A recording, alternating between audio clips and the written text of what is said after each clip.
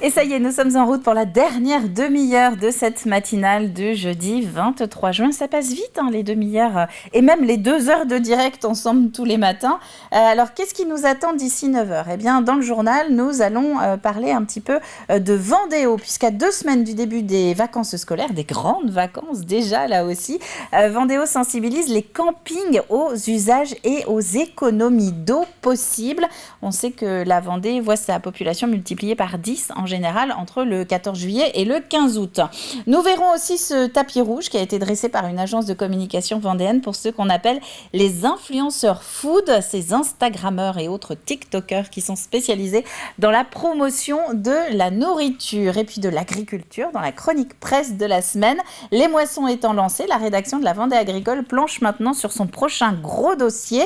Ma consoeur Delphine Bisson nous parlera de la fête de l'agriculture qui est prévue mi-août dans le département. Avant de détailler tout ça, on va regarder la météo. Un petit point météo. Alors, est-ce que vous avez ouvert les volets chez vous ce matin ? A priori, oui, quand même, arrivé à quasiment 9h moins le quart. Ce sont des bandes grisailles qui sont au programme de cette journée, avec un ciel qui est couvert dès ce matin. Un petit peu de brouillard, même à l'arrivée dans les studios de TV Vendée, aux alentours de 4h30. Un petit peu de vent également, 20 km/h, mais des températures douces, et même un petit peu plus élevées sur les îles que sur le continent ce jeudi matin. Cet après-midi, eh bien, une situation toujours incertaine avec une alternance de nuages et d'éclaircies. Des averses sont possibles à l'approche des Deux-Sèvres. Un petit coup d'œil à nos horaires de marée maintenant, avec la mer qui est tout doucement en train de monter depuis le début de la matinale. La pleine mer sera en début d'après-midi. Notez ces coefficients qui se stabilisent. 51 ce matin comme cet après-midi. Ils commenceront à remonter à partir de demain. On va terminer nos infos pratiques Vendée avec la carte des marchés ou aller à la rencontre de nos producteurs locaux en ce jeudi. Eh bien, un petit peu partout sur le territoire. C'est assez bien maillé le jeudi, c'est ce qu'on se fait comme réflexion toutes les semaines. Je peux citer en exemple la Garnache, dans le Marais breton. On peut aller à Givran également. Je vois Mouzeuil-Saint-Martin dans le sud de Vendée ou encore les Landes-Génusson. Mais ça, de mémoire, les Landes-Génusson, le marché, c'est plutôt l'après-midi. Nous fêtons les Audrey en ce 23 juin. C'est le moment donc de souhaiter une bonne fête si vous en connaissez une. Sonic, ce héros de jeux vidéo aux cheveux bleus, je crois, fête aujourd'hui ses 30 ans. Le soleil se couchera à 22h03 ce soir. On passe au journal.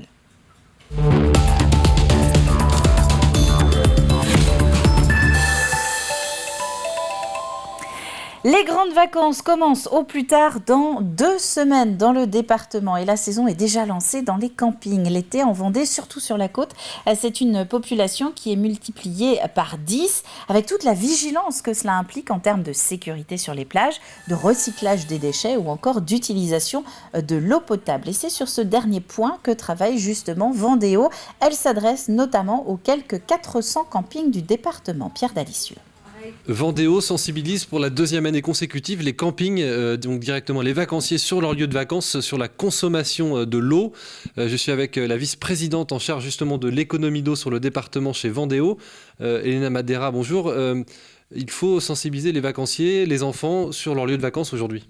Oui, alors ici sur le secteur, on a une population qui l'été est multipliée par 10 à une période où la ressource en eau manque puisque sur la période estivale, les précipitations sont faibles.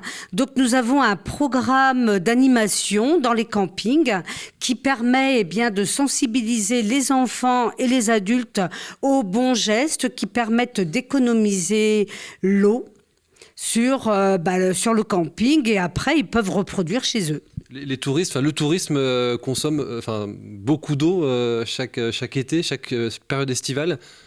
Alors, le touriste va consommer de l'eau davantage que durant l'année, puisque l'été il fait chaud, on a tendance à prendre davantage de douches. Et puis, donc on n'est peut-être pas chez soi, on n'a peut-être pas envie d'avoir des contraintes, donc on va peut-être relâcher un petit peu la garde. Donc on est là pour montrer que même sur le lieu de vacances, il faut continuer à économiser l'eau et à faire attention à la ressource. Et comme la population est multipliée par 10, obligatoirement sur le territoire, le pic de consommation estivale est important. Justement, sur le territoire, on en est où ? Il y a eu des fortes chaleurs, il a peu plu. La situation est alarmante sur le département de la Vendée ? Alors, on est en restriction eau potable puisque les précipitations ont manqué. Donc, un arrêté préfectoral limite l'usage de l'eau potable.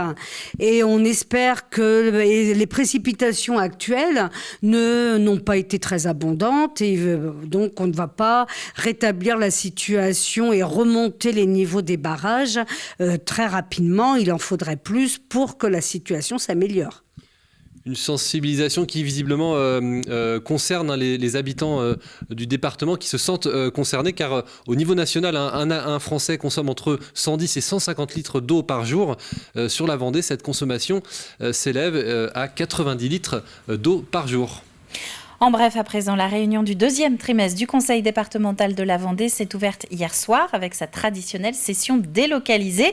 Elle était organisée aux Herbiers cette fois-ci, une session au cours de laquelle la problématique du logement était à l'honneur. Plusieurs annonces ont été faites à cette occasion, comme l'accélération de la construction de logements sociaux en passant de 250 à 400 par an, un soutien financier également du département aux communes pour que celles-ci se lancent aussi dans la construction de logements ou encore l'expérimentation de logements temporaires pour les nouveaux salariés qui viennent de signer un contrat dans une entreprise du département. Nous reviendrons sur ces annonces dans le journal de 12h30.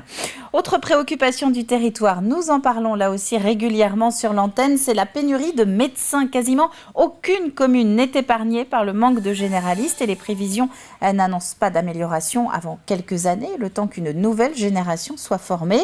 En attendant, certaines communautés de communes de Vendée entament des démarches pour essayer de recruter. C'est le cas du pays de Chantonnay avec sa campagne « Y a-t-il un médecin pour ma ville ?»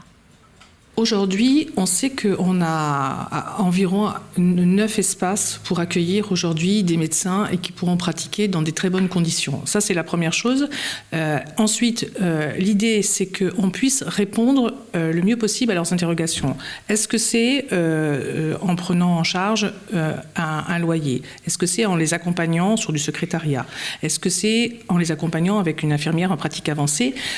L'idée, c'est d'être, et évidemment, tout ça en travaillant avec les médecins qui sont déjà sur place, parce qu'il n'est pas question de faire en parallèle, c'est avec.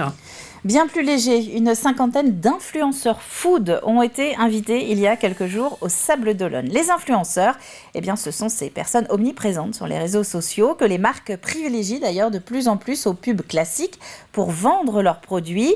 Une cinquantaine d'entre eux, donc spécialisés dans le test de nourriture, ont eu droit à une session de formation et de dégustation orchestrée par une agence de communication vendéenne. Alexandre Debray. Je vous invite à goûter du coup la petite cabosse de cacao qui est ici. Une journée un peu particulière pour ces influenceurs. Ces créateurs de contenu sur les réseaux sociaux ont été invités le temps d'une après-midi au Sables d'Olonne, au programme rencontres, conférences et ateliers.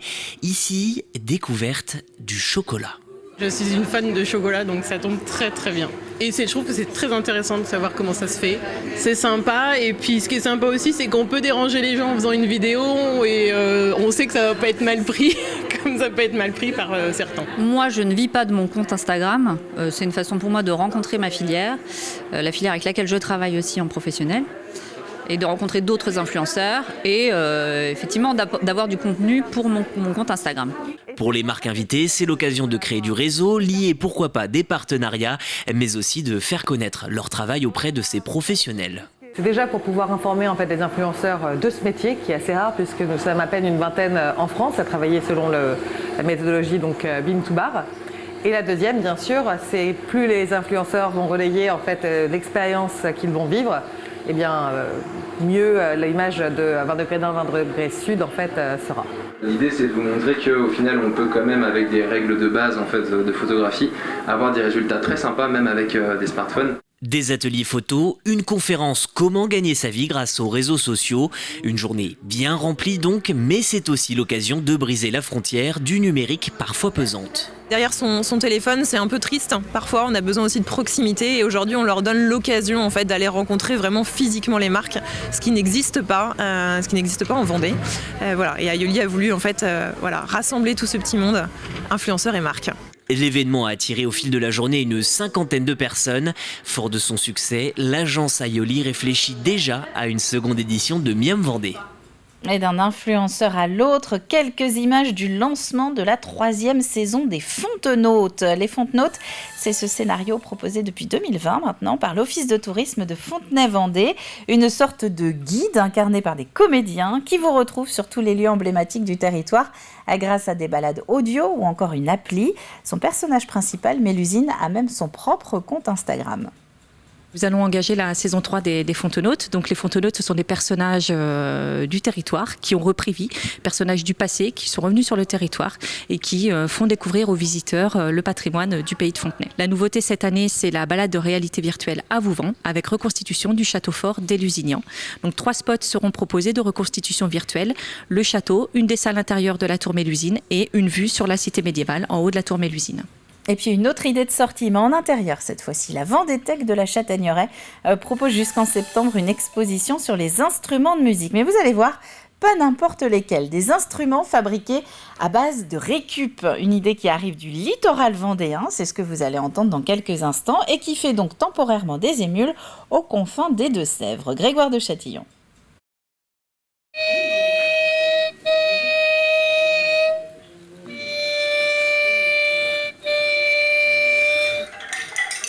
Ici, vous allez pouvoir tester ces instruments réalisés à partir de matériaux de récupération grâce au Bricosic.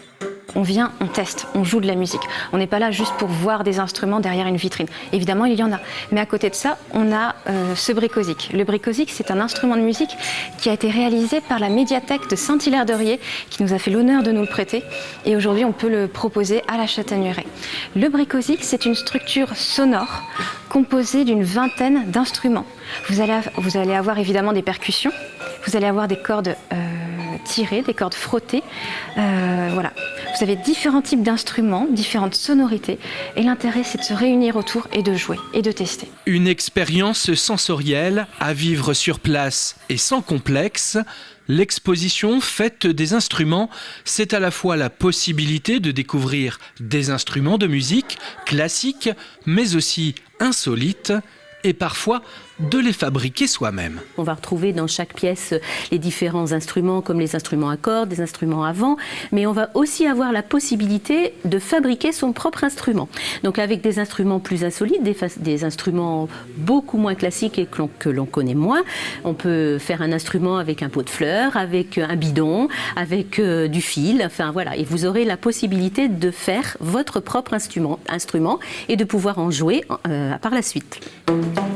Tout pour la musique, avec de la lecture et de l'écoute sur vinyle.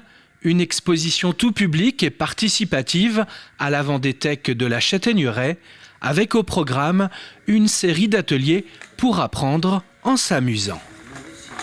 Fête des instruments est donc visible et à tester jusqu'au 17 septembre et c'est à la Vendéthèque de la Châtaigneraie. Un petit mot de sport pour terminer puisque c'est aujourd'hui que sont attendus dans le port des Sables d'Olonne les premiers skippers de la Vendée Arctique. Je vous rappelle que la course a été écourtée à cause de la météo. C'est Charlie Dalin qui remporte cette 2e édition. Charlie Dalin qui sera d'ailleurs le premier à entrer dans le chenal à 11h. Il sera suivi par Jérémy Bayou puis Thomas Ruyant. Le ponton du Vendée Globe est d'ailleurs ouvert au grand public pour l'occasion, n'hésitez donc pas à aller saluer les skippers directement. Avant de refermer ce journal, regardons maintenant les prévisions de ce jeudi. C'est le Tout Image Météo et puis on se retrouve juste après avec les chroniques du jour.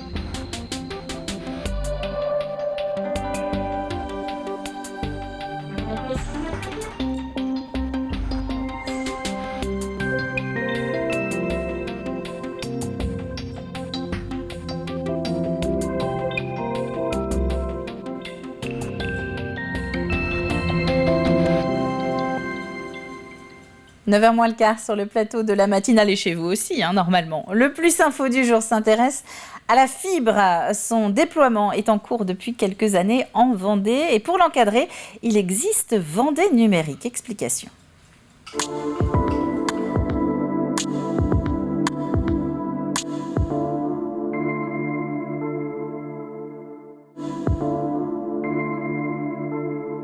Lorsque les opérateurs ont été chargés par l'État d'aménager l'ensemble du territoire français, il n'y a pas eu de réponse sur la Vendée, sauf pour La Roche-sur-Yon et les Sables-d'Olonne. C'est pour cette raison que nous, les élus départementaux, mais avec les communautés de communes, nous avons décidé de créer Vendée Numérique, un organisme chargé de déployer la fibre optique sur tout le reste de la Vendée, c'est-à-dire toute la Vendée, sauf La Roche-sur-Yon et les Sables-d'Olonne. L'avantage majeur de la fibre optique par rapport au fil cuivre, c'est qu'hier, nous payions tous le même abonnement, que nous soyons dans un village, que nous soyons dans une de nos communes vendéennes ou à Paris. Nous payions le même abonnement, mais pas le même service. Parce que plus nous étions loin de ce qu'on appelle un sous-répartiteur, le service pouvait être très dégradé. L'immense chance avec cette fibre optique, c'est que désormais nous payerons bien sûr le même tarif qu'à Paris, à Lyon ou à Marseille, mais cette fois-ci, nous allons avoir la même qualité de service, même très loin dans un village. C'est la chance de nos milieux ruraux. Nous aurons la même qualité de service que dans les métropoles. Avec la fibre optique qui va apporter énormément de services, tantôt pour le télétravail, tantôt pour nos grands-parents pour qu'ils puissent continuer à vivre longtemps à la maison, tantôt aussi pour nos enfants qui sont en train eux aussi travailler à distance pour leur collège, pour leur lycée, pour leur université. Eh bien c'est une vraie chance pour toute la Vendée que tous nos territoires ruraux puissent être aussi bien desservis. C'est à peu près 1,5 milliard d'euros qu'il nous a fallu trouver, avec l'État qui a pu participer, la région qui a participé, et bien sûr les deux financeurs majeurs sont d'abord le conseil départemental de la Vendée qui a voulu cette fibre optique, et puis les communautés de communes qui ont justement compris et saisi très rapidement l'importance du dossier. Nous allons emmener cette fibre optique à tous les Vendéens d'ici 2023, c'est-à-dire que nous aurons fini cet énorme chantier pour la fin de l'année prochaine.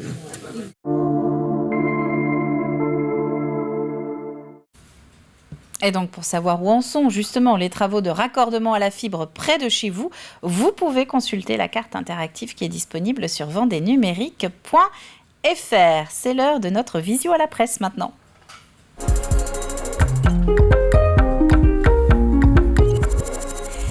Et pour la dernière fois de la saison, nous avons rendez-vous ce matin avec Delphine Bisson, ma consoeur qui s'occupe de la Vendée agricole. L'été est là, les moissons sont lancées. Les journalistes vont donc désormais plancher sur le prochain gros dossier du journal qui n'est autre que la fête de l'agriculture.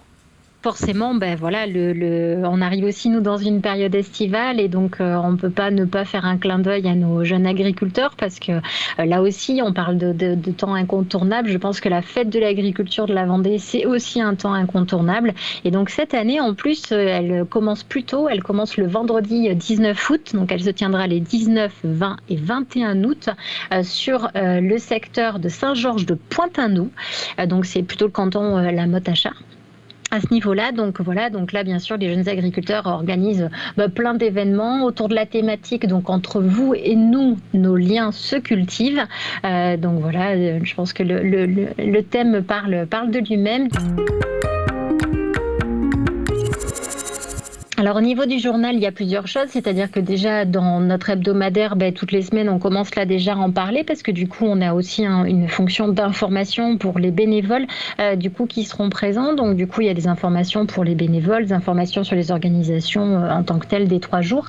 Vraiment, ça c'est un petit peu les coulisses. Après, du coup, on va mettre aussi en place des portraits, des présentations, des activités, des partenaires bien sûr qui mettent en place et qui œuvrent pour que cette fête de l'agriculture se passe bien.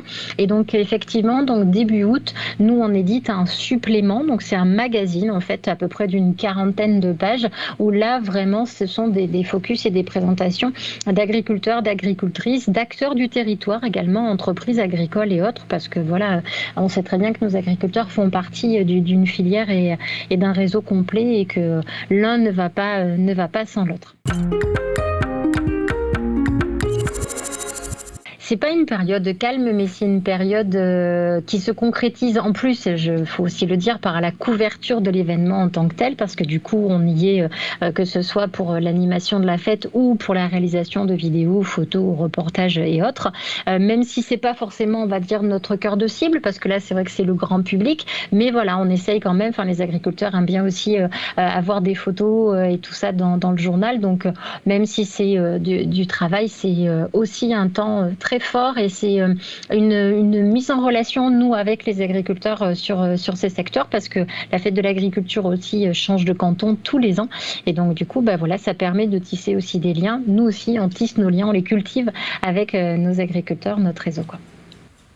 Et pour mémoire, la Vendée Agricole est un hebdomadaire spécialisé dans l'agriculture, distribué uniquement sur abonnement. Passons au programme de TV Vendée maintenant.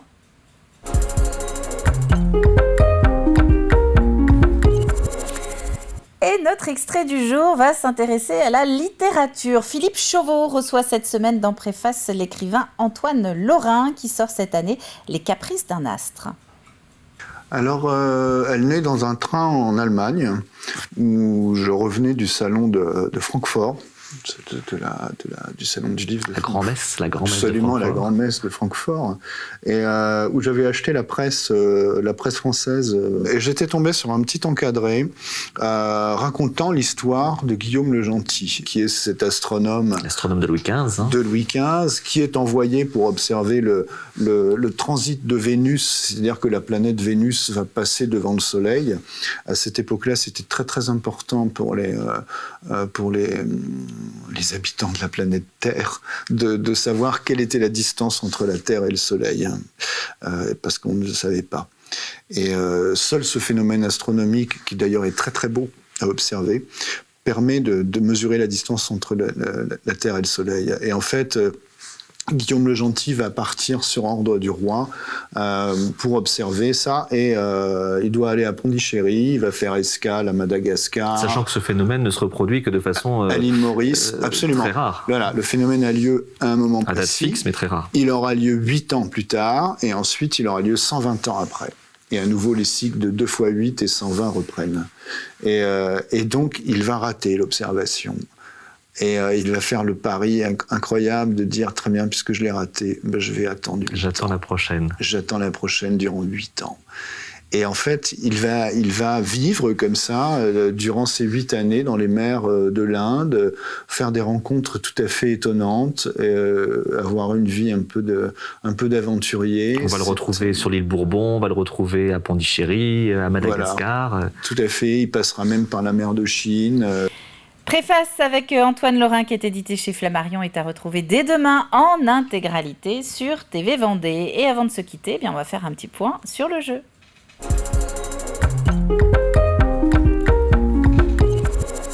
Le temps de changer de caméra pour vous rappeler la question de la semaine. Vous avez jusqu'à demain midi pour nous envoyer votre réponse d'ailleurs sur tvvendée.fr. Réponse à quoi ? Eh bien à ceci. Dans quelle commune se sont retrouvés ces enfants qui arrivaient des Deux-Sèvres, de Vendée et de Charente-Maritime pour présenter leurs travaux de réflexion sur la préservation du marais poitevin. Tous ont travaillé pendant 1 an quasiment sur comment faire pour protéger le marais poitevin dans les prochaines années. Ils ont mis leurs travaux en commun. ça s'est passé en Vendée, oui, mais où exactement? L'indice du jour, aux confins de la Vendée et des Deux-Sèvres. Alors c'est un petit peu vaste encore, il reste pas mal de communes possibles. Soyez au rendez-vous demain matin, là vous devriez avoir une idée vraiment plus précise. À la clé, 2 personnes qui seront tirées au sort, elles repartiront chacune avec 2 places pour le festival Réveillons-nous, pour aller voir notamment Camille pour l'un et San Severino pour l'autre. Réveillons-nous, sa spécificité, ce sont ses concerts à l'aube. On va se quitter là-dessus, c'est la fin déjà de cette matinale. On se retrouve demain matin dès 7h dans la bonne humeur. D'ici là, profitez bien de votre jeudi et à demain.